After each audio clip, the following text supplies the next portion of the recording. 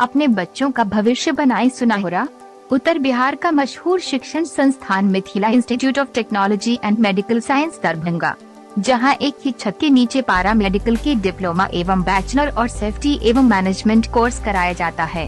Times today Darbhanga news के माध्यम से छूट प्राप्त करें। संपर्क करें Mithila institute of technology and medical science, 2nd floor हलाल हॉस्पिटल, करमगंज, दरभंगा। अगर समझ में आ रहा है, मैंने पूर्व में आपका मुखिया रह चुका हूं। अगर हमारे काम से आप असंतुष्ट हैं, मेरे कार्य से असंतुष्ट हैं, तो आप मुझे अपना प्रतिनिधि दोबारा न चुनें। अगर हमारे कार्य से पूर्व में संतुष्ट हैं, तो आप पुनः हमको अपनी सेवा के लिए फिर आप अपना मत कीमती दें। अगर हमारे कार्य से असंतुष्ट हैं, तो मुझे आप अपना मत दे करके समाज का, पंचायत का, वार्ड का विकास को जो है आप धूमिल मत करें। भ्रष्टाचार के नाम पर अगर मेरे नया गांव पूरी पंचायत की जनता एक भी अगर साबित कर दे कि हमारे पूर्व मुखिया वकील अहमद ने फलाने से पैसा लेके फलाने से फलाने काम का पैसा लिया, मैं दोषी हूं। मैं जनता की अदालत में खड़ा होकर के जनता का जो फाइन होगा उसको कबूल करने के लिए तैयार हैं। मैं ये बात आपको बता दूं, अपवाद भी कोई शब्द होता है, हम अपवाद हैं आज के डेट में। मैं इस चीज़ को से घृणा करता हूं कि भ्रष्टाचारी जो लोग हैं, मैं आज समाज के अंदर बोलता हूं। मैं इतना स्पष्ट होकर आपको कहा कि मैं जनता को कहता हूं कि भाई जनता, आप ठोक ठका के अपना प्रतिनिधि चुनो। मैं 2001 से 2005 तक मुखिया रहा। जनता ने हमारे कार्य को देखा, बहुत अच्छे ढंग से देखा। मैंने पंचायत के अंदर इंदिरा आवास का मामला हो, आंगनबाड़ी केंद्र का मामला हो, ये शिक्षा मित्र का मामला हो, न्याय मित्र का मामला हो, आशा का मामला हो, तमाम जितने भी कि नहीं से मतलब यह है कि सरकारी योजनाएं, उसमें हमने उसको सुचारू रूप से काम किया। जनता ने हमको कहा है कि आप पुनः इस बार पंचायत चुनाव लड़ें, हम लोग आपके साथ हैं। इसलिए जनता के सहयोग की वजह से इस बार चुनाव। पंचायत चुनाव की घोषणा हो चुकी है।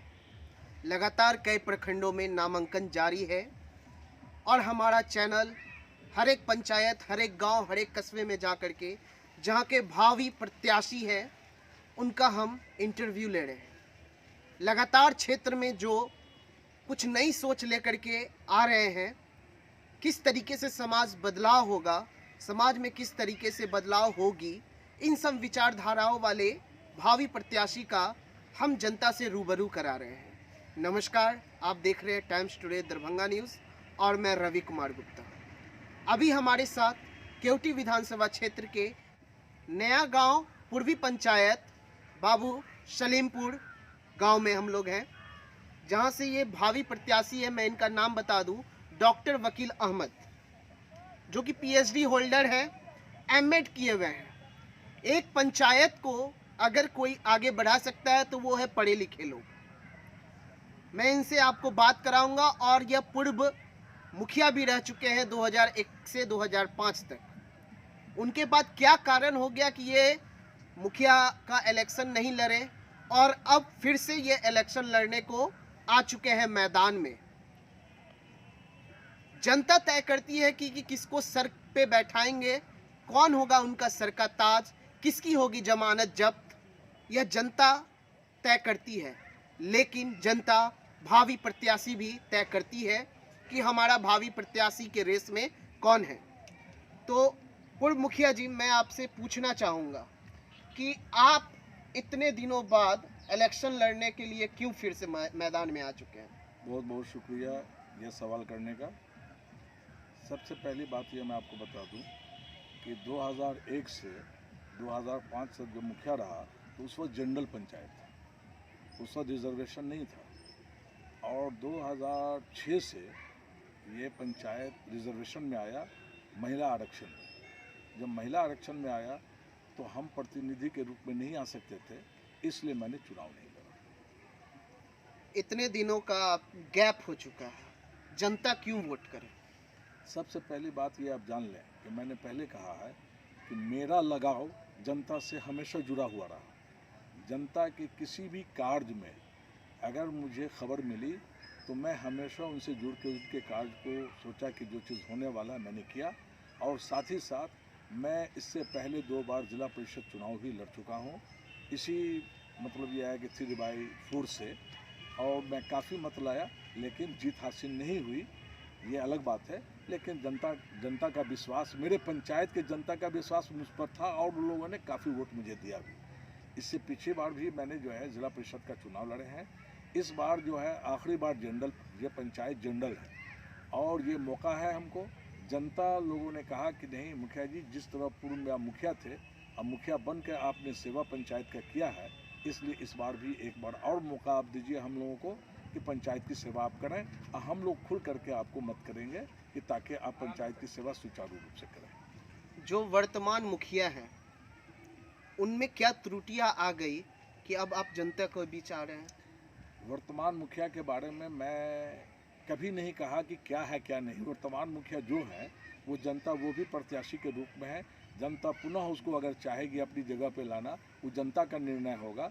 लेकिन कोई 5 घोषणा जो आप करना चाह रहे हो अपने पंचायत के लिए कि हम जीतेंगे तो ये डेवलप करेंगे? हाँ, बिल्कुल। क्या बिल्कुल। क्या क्या क्या सबसे पहला घोषणा है शिक्षा पर ध्यान देना। शिक्षा से मुराद यह है कि यहाँ जो भी पठन पाठन कार्यक्रम चल रहा है विद्यालय में, सुचारू रूप से नहीं चल रहा है।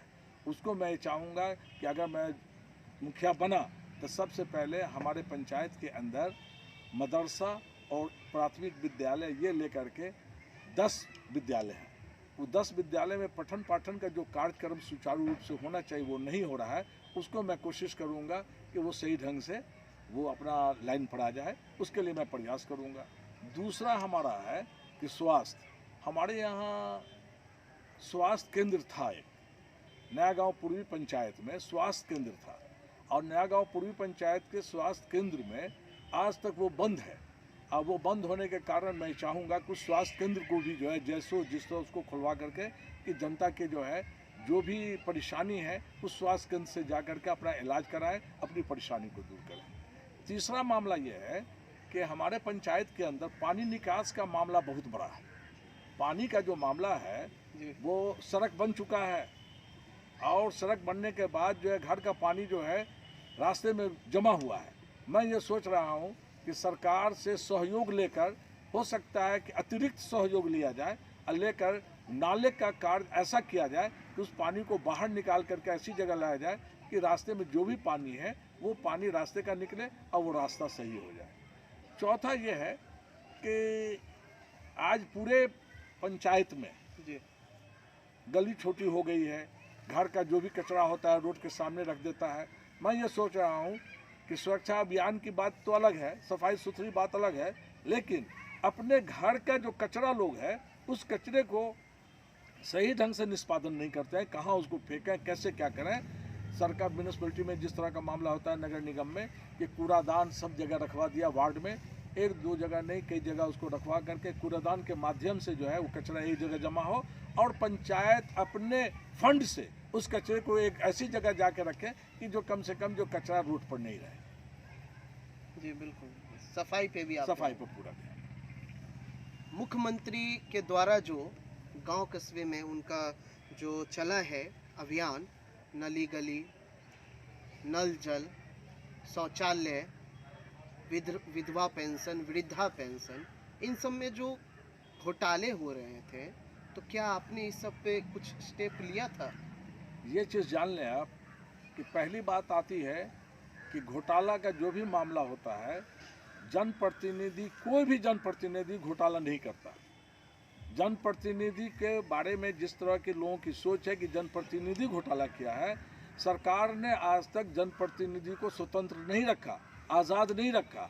उसके साथ साथ सरकार ने हर जनप्रतिनिधि के साथ, अगर पंचायत का अगर वो मुखिया है तो उसको पंचायत सचिव को जोड़ दिया, प्रखंड का अगर प्रमुख है तो उसके साथ बीडीओ को जोड़ दिया, अगर जिला परिषद का अगर अध्यक्ष है तो उसका डीडीसी को जोड़ दिया।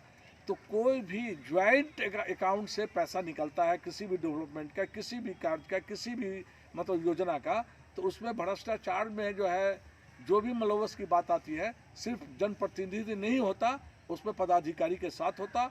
और जब पदाधिकारी का विरोध करते हैं हम लोग, तो विरोध करने के बाद उसका जो मामला आता है आहिस्ते आहिस्ते उसमें 1% से 2% तक उसमें सुधार होता है, बाकी सुधार नहीं होता है। हम लोग विरोध हमेशा किया है कि जो भी भ्रष्टाचारी लोग हैं उन लोगों को कम से कम जो है ये काम नहीं करना चाहिए। जो काम कर रहा है पदाधिकारी से मिल करके उसका विरोध हम लोगों ने किया है। मेरा साफ प्रश्न ये है, आपको जनता जिता करके कुर्सी पे बैठाती है, तो ये जो चीज़ें, क्योंकि ये बातें छिपी नहीं है, हर एक पंचायत में इस तरीके का घोटाला देखने को मिला ही मिला है। आप जीत कर जाते हैं तो जनता से क्या वादा कर रहे हैं? मैं आपको पहले कह चुका हूं कि इस चीज़ को एकदम फिर दोबारा सुन लीजिए।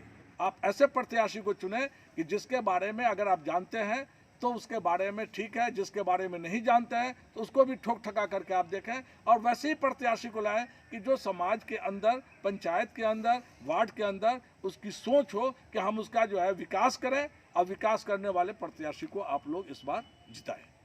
जी बिल्कुल, समाज तब बदलता है जब शिक्षित व्यक्ति उस स्थान पे पहुंच जाते हैं और उस पंचायत का विकास करते हैं। ये थे डॉक्टर वकील अहमद, वकील भी हैं, पीएचडी होल्डर भी हैं और भावी प्रत्याशी भी हैं मुखिया पद के। अब जनता को यह तय करना है कि आगे उनका क्या विचार है, किनको गद्दी पे बैठाना है और किनको गद्दी से नीचे ढकेलना है। किसकी जमानत जब्त होगी यह इलेक्शन के बाद पता चलेगा। लगातार हम अपने चैनल के माध्यम से जो भी भावी प्रत्याशी हैं उनका इंटरव्यू इसी माध्यम से, इसी तरीके से करके हम जनता के बीच ला रहे हैं। आप हमारे साथ यूं ही बने रहें। मैं रवि कुमार गुप्ता और आप देखते रहें टाइम्स।